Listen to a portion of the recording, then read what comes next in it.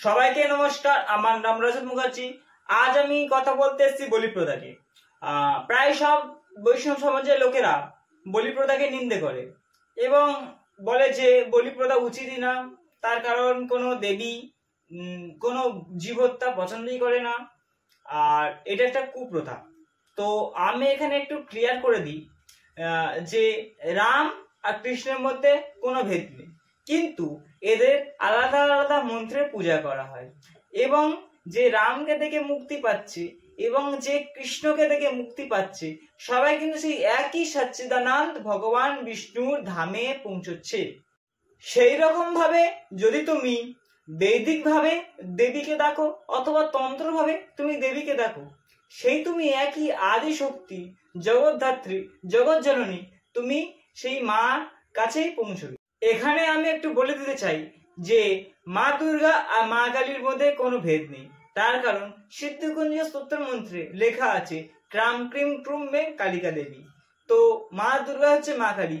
আর একটা অর্ধ শ্লোকে দুর্গা মন্ত্রে লেখা আছে মহাকালী, মহালক্ষ্মী, মহাসরস্বতী দেবতা, মানে মা মহাকালী আর মহালক্ষ্মী, মহাসরস্বতী রূপেই মা দুর্গা বিরাজমান করছে। তো মা দুর্গা আর মা কালীর মধ্যে কোনো ভেদ নেই। এবার মা কালীর দুই রূপে পূজা করা হয়। এক হচ্ছে দক্ষিণ কালী, যেটা দক্ষিণেশ্বরে উপস্থিত, আর একটা হচ্ছে শ্মশান কালী, যিনি ভদ্রকালী রূপে পরিচিত। যেসব তান্ত্রিকরা আছে তারা শ্মশান কালীকে উপাসনা করে, মানে তন্ত্র সাধকের জন্য ভদ্রকালী, আর দক্ষিণ কালী সাধারণ ভক্তদের জন্য। আর এই দক্ষিণ কালীর পূজা করার অধিকার ব্রাহ্মণদের আছে, আর ভদ্রকালীর পূজা করার অধিকার ব্রাহ্মণদের নেই। তুমি দক্ষিণ কালীর পূজাতে নানা ধরনের ফল, মিষ্টি এবং বিভিন্ন ধরনের রাজস্বিক খাদ্য তুমি মাকে তুমি ভোগ করে দিতে পারো, কিন্তু তুমি মাছ, মাংস, মদিরা তুমি মা দক্ষিণ কালীকে দিতে পারো না। কিন্তু তন্ত্রশাস্ত্রে, তন্ত্র মতে তুমি শ্মশান কালীকে মানে ভদ্রকালীকে তুমি মাছ, মাংস, মদিরা দিয়ে তুমি মার ভোগ দিতে পারো। তোমরা হয়তো ভাবছো যে এটা কোথায় লেখা আছে, কোন শাস্ত্রে বর্ণিত করা আছে। তো দেখো, আমি কোনো প্রমাণ ছাড়া কথা বলি না। দুর্গা সপ্তশতী চণ্ডীপাঠে বৈকৃতিকম রহস্যমে লেখা আছে 27 নম্বর এবং 28 নম্বর শ্লোকে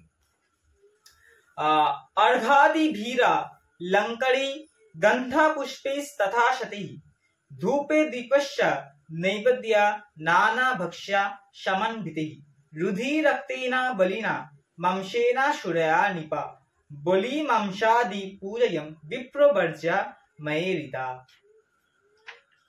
तेषां किल शूरया मांसे नुक्त पूजा निपा क्वचित् प्रणाम आचमनी एना चंदनेना सुगंधिना।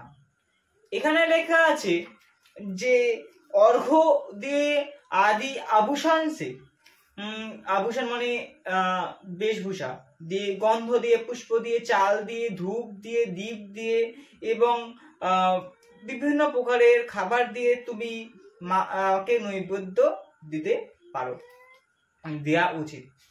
আর রক্ত সঞ্চিত বলি, মাংস তথা মদ মদিরা দিয়ে তুমি দেবীকে পূজা হতে পারে, দিতে পারো।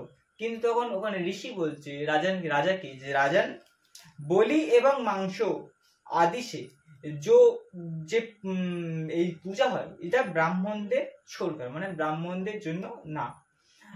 উনকে লিয়ে তাদের জন্য মাংস আর মদিরা পূজা করার বিধান আছে, যারা ব্রাহ্মণ না। ব্রাহ্মণ না তাহলে কারা মাংস আর মদ দিয়ে পূজা করতে পারে? তান্ত্রিকরা। তন্ত্রশাস্ত্রে এটা বর্ণিত করা আছে।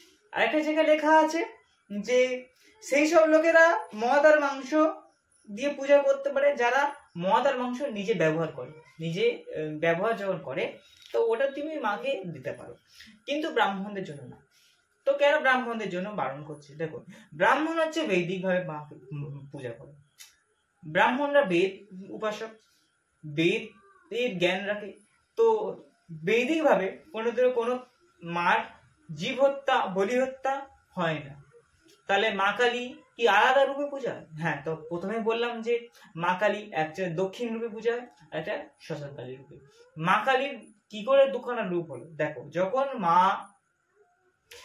মানে রাক্ষসদের হত্যা করছিল, সেই সময় যে রূপটা ছিল সেটা ছিল শ্মশানকালী, মানে ভদ্রকালী। আর যখন মার সামনে মহাদেব এলো, আসার পর সে যখন শান্ত হলো, তাকে যখন শান্ত করলো, সেই সময় যে মার মধ্যে, যে মা কালীর মধ্যে যে মানে মমতা জাগলো, তখন তাকে দক্ষিণ কালী রূপে পূজা করা হয়। এই দুই রূপ আছে মাকে, এবং দুই রূপে দুই রকমের পূজা হয়।